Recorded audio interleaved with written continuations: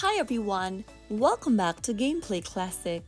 In today's video, we are going to be learning how to change the theme in your Ludo King application using mobile device. To change the theme within the Ludo King app, first of all launch open Ludo King on your Android or iOS, whichever device you have. Once you open up the app, make sure that you're logged in and you are in the home page. Once in the home page, tap on the settings button or the gear button at the top left, right next to your profile picture. This will bring up the settings menu where you need to tap on the select button right next to themes.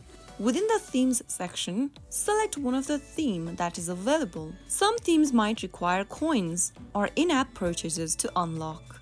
Tap on one of the themes that you'd like to change to and then purchase or unlock the theme, which might require coins, King Pass, or watching ads. After unlocking the theme, you can simply select it in order to choose it for changing your theme, and that should be able to help you change theme on your Ludo King account. Themes does not only change the board's appearance but also may alter background music and animations. So that's how you easily change into themes in Ludo King in just a couple of steps. I hope the video was helpful to you. If it was, make sure to give us a thumbs up and subscribe to Gameplay Classic for more tutorial like this. I will see you again in the next video. Thank you for watching.